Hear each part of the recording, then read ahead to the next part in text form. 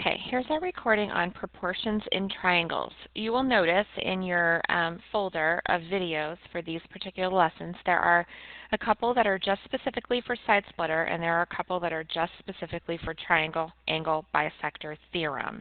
Okay, two different things. Side splitter says this. It says that if a line is parallel to one side of a triangle and intersects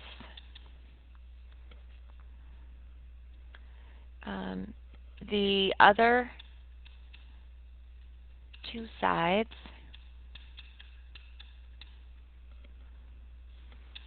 it divides the triangle into proportional parts. We like this because we know how to solve proportionals. We know how to solve proportions. We can take their proportional parts and create a proportion. So this is awesome. So we're going to say this is A, E, B, D, and C. So label your triangle. Because this line, EB, this segment, is parallel to the bottom, it cuts these two sides, the left and the right, into proportional parts. So EB, okay, is parallel to DC. That immediately tells us that it's splitting, thus the name side splitter. It's splitting the big triangle into two smaller triangles that are proportional to each other. So now I know that EA is to ED. So these two pieces are proportional to these two pieces, AB and BC. And we could set those equal to each other. And if, let's say, one of them was X because we were missing a piece, we could cross multiply and solve for the missing part. So you could split the triangle that way, top and bottom. You can also split the triangle as part to whole. So this was sort of top to bottom. Right? We did top to bottom on the left is equal to top to bottom on the right. So we sort of set those equal to each other. We can also do part to whole. So we can do the explanation is that on the left-hand side we have a part to the whole thing is equal to, on the right-hand side, part to whole. Okay, so that looks like this. Again, label it A, E, B, D, and C. So what I'm saying to you now this time is this piece, part, to this piece, the whole thing. So that would be AE, the part, is to the whole thing, AD, on the left, as AB is to AC on the right. So part is to whole. Part is to whole. Again, you would cross multiply to solve them, and away you will go. Okay? Now, just to add a little bit to this, it doesn't always have to be in triangular form. So let me scoot the page up a little bit and explain to you what I'm talking about. These parallel lines don't always have to be in triangular form. So let's look at this corollary as an example. Okay? What the corollary is trying to tell you is that the same sort of idea, this is kind of like a triangle. If we continued these lines, they would eventually meet at the top and form a triangle. So if I were to label these pieces, A is that segment, B is this segment, C is here, and D is here, the corollary is saying if three parallel lines and I'm going to call these E, F, G, the names of the lines. If three parallel lines, E, F, and G, intersect two transversals,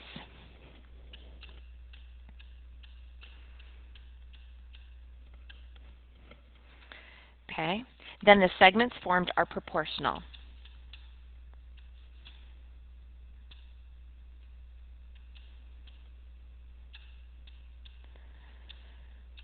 So in terms of our picture, they're saying A is to B as C is to D. Now that is reading it top to bottom.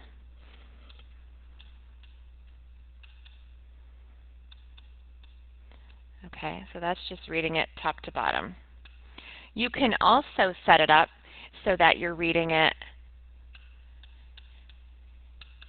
left to right, which means you could say A is to C, reading it from the left to the right across the top, as B is to D, again, reading it left to right across the bottom. So you can read it up and down on the left and then up and down on the right, or you can read it across the top, A to C, and across the bottom, C to D. Or B to D, sorry. So A to C or B to D. So you can go right across. The triangle angle bisector theorem is that if you have a ray, and this is my ray in the middle here, I'm going to label this A, D. So ray AD is intersecting this triangle ABC in some way. If ray AD, and I should move this out of the way for now. If ray AD bisects the vertex angle, that in this case is angle A, then it divides angle A into two equal pieces and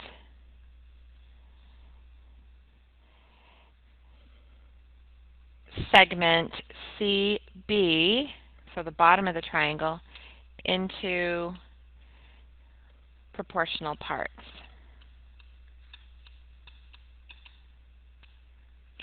So this segment AD, ray AD, bisects angle A and creates two proportional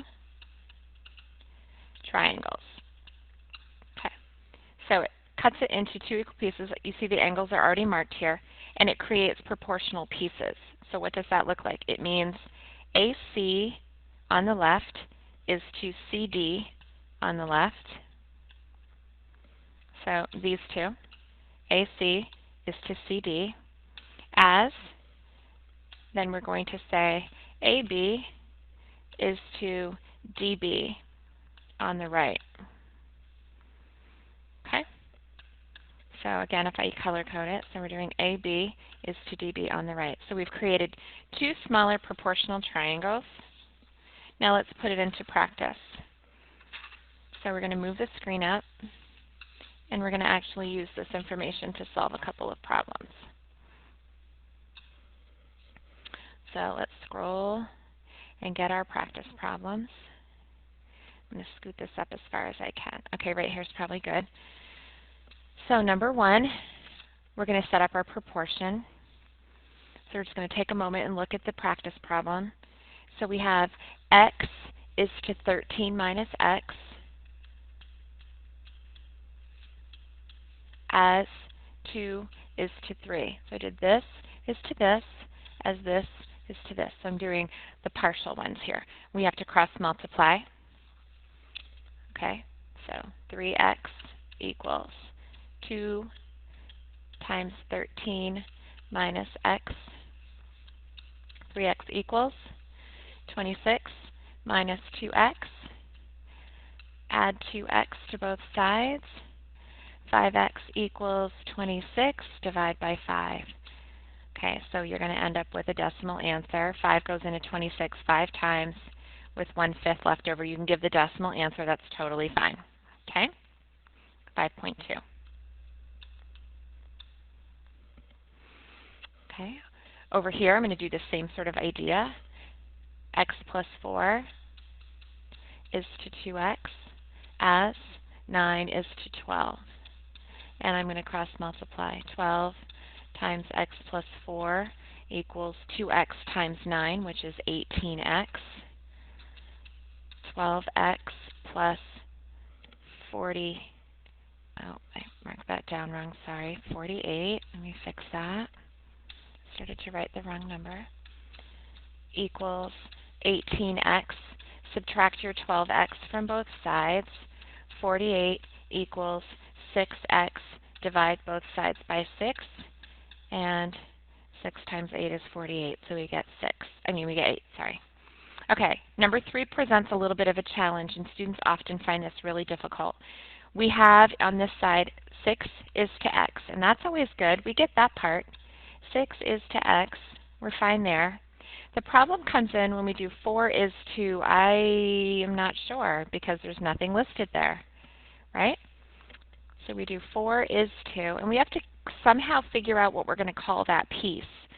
If you know the entire bottom is 6, and I said that x was 2, you would say, oh, well, that's 4, because 6 minus 2 left me with 4. So we don't know what x is going to be, so we're just going to call this piece 6 minus whatever x is, because in our head, that's what we're going to do to figure out what's left there. So that's what we're going to call that piece, 6 minus x, and then we're going to move on. So this problem is one you want to look over and review before a quiz or a test, because you have to name this bottom piece in order for you to continue with your problem. 6 times 6 minus x equals 4x. We do have to distribute. 36 minus 6x equals 4x. Okay. Then we're going to add the 6, and we have 36 equals 10x, and you're going to divide both sides by 10, so you get x is 3.6.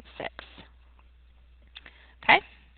Number 4, 12 is to x. That is on, remember this is the cutter, this is the splitter, right? So you have one side of the splitter and the other side of the splitter. So 12 is to x as you started with a 12, the side and the bottom, so 10 is to 5.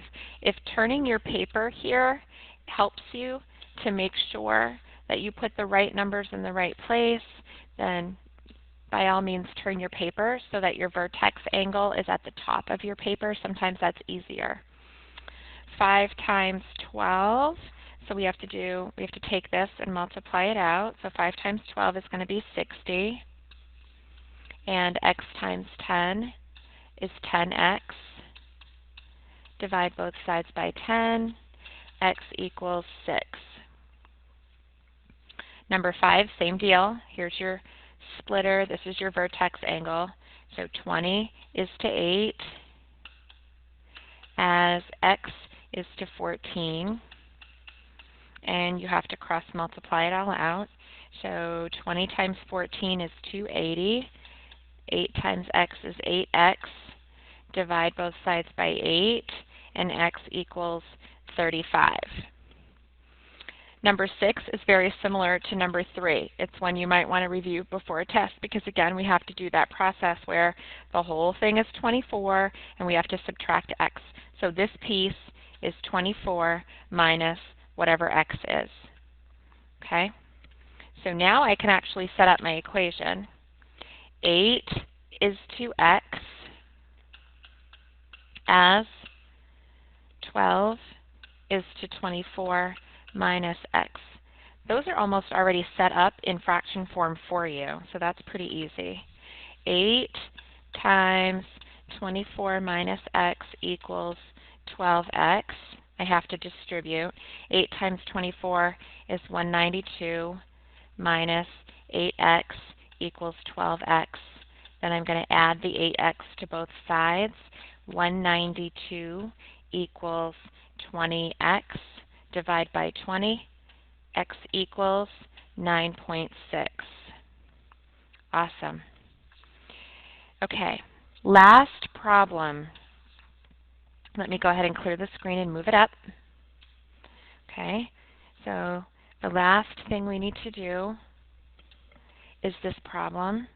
Let's take a minute to look at it. Basically, we're just asking you to make some comparisons. So again, what you need to remember is that these are the 3 lines cut by the transversals. We have a side splitter. We have a splitter as well. These two are equal to each other. So our S, that's this piece, is to what? As JR, so here's JR, is to KJ. KJ.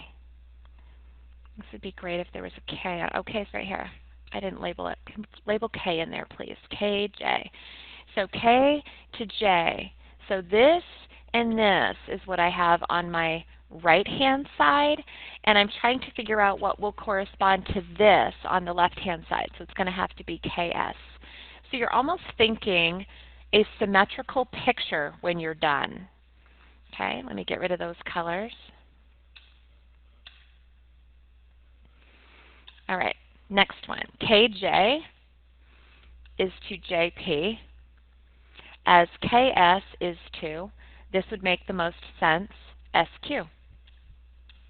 We're looking for those corresponding pieces.